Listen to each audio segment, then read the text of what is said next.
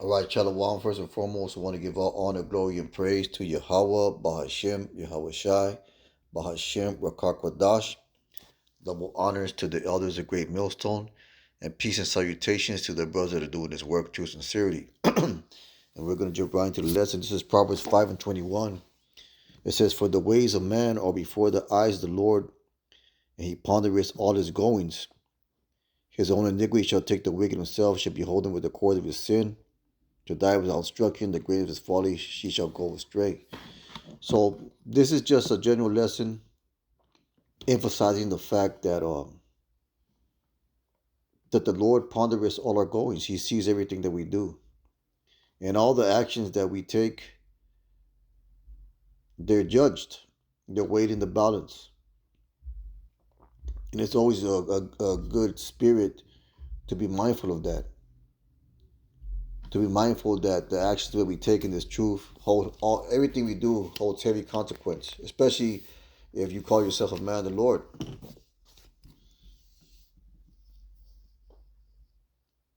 So this is something that to always keep in mind, and there's plenty of scriptures that tell you to have this spirit that warn you that the Lord, you can't hide nothing from the Lord, and that's a good thing. That's a good thing because it's a good thing too because when people do you wrong and they think they get away with it, the Lord sees the wrong that people have done unto you, and ultimately the Lord is going to judge those individuals for all the iniquities that they committed, whether to you or to themselves. And that's what you call justice, man. In the court system, justice is only given to what can be proven by evidence and facts and things of that nature. But in the court of the Lord, all things are brought to the light.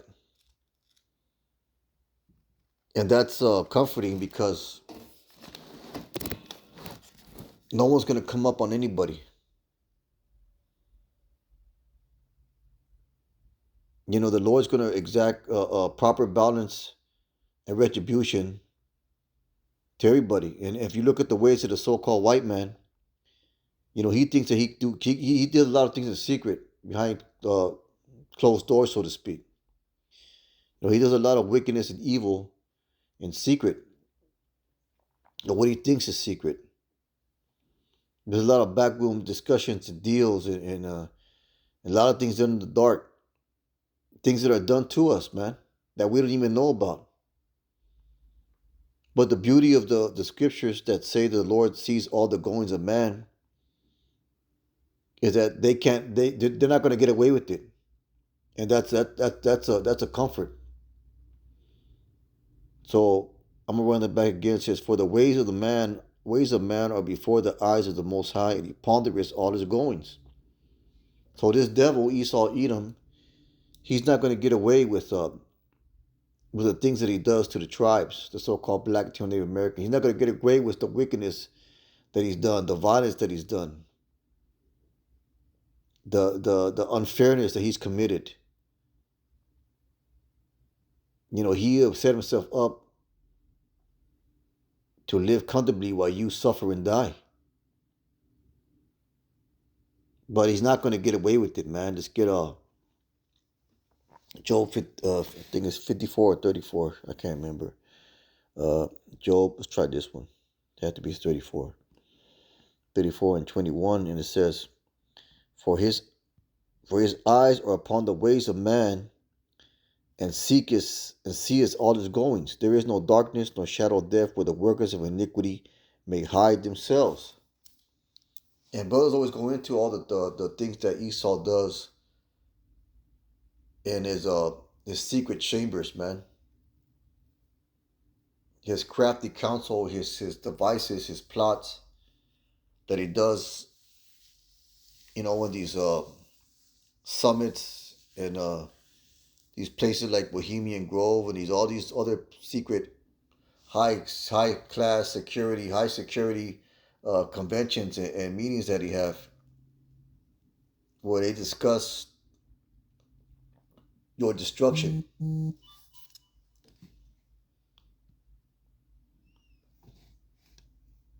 So I run that back again. Rise upon the ways of man and sees all his goings. There is no darkness nor shadow of death where the workers of iniquity may hide himself. For he will not lay upon man more than right that he should enter the judgment with Yahweh. Let's get that in the NLT. It says, for God watches how people live. He sees everything they do.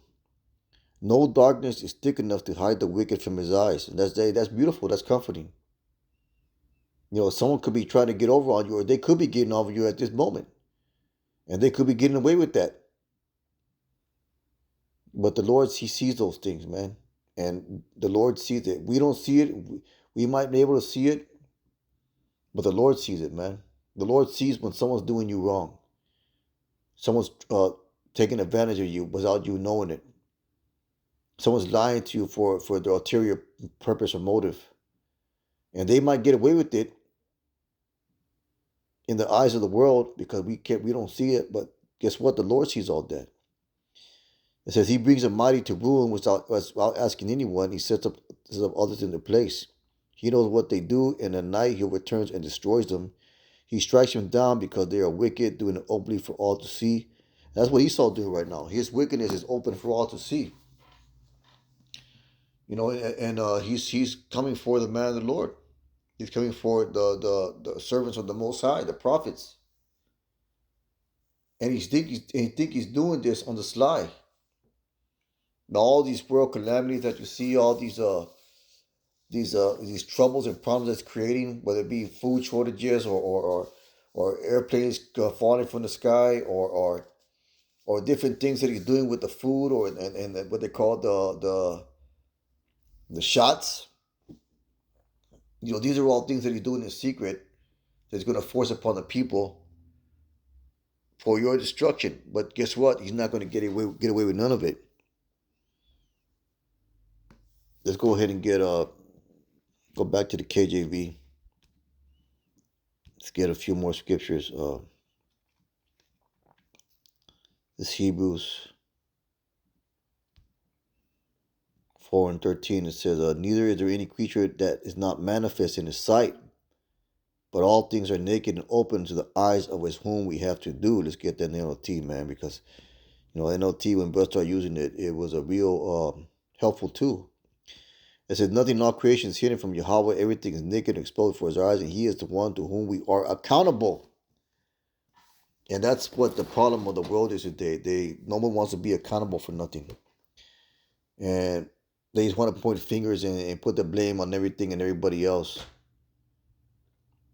And what the scriptures do is they teach us accountability. They tell you this is how you should do things. And if you don't do them according to that, then basically that's on you. You're going to have to suffer the consequences for it. So the beauty of the scriptures is that they teach us and they show us. They show a man and they tell a man and they instruct a man how to be accountable. And that's something that you can't get in this world, man. Accountability is not taught. You see these world leaders and these other peoples in high offices. You see them getting away with all kinds of shit, man. Murders. You see these public officials. They're getting away with all kinds of crazy shit, man. They're allowed to break the law. They're allowed to break the law without punishment. They're allowed to not be accountable for anything. They call it a good old boy system, man, where they allow each other to do whatever they want and there is no consequences. But if you even commit a lesser crime than they do, guess what? The hammer is coming down upon you. So they're basically saying, you can't tell us what to do. We're going to do whatever we want because we're in control. And as a matter of fact, they are in control. But the beautiful thing about what the scriptures say is that nothing they do is they're not going to get away with nothing, man. Let's get that he that sows to the flesh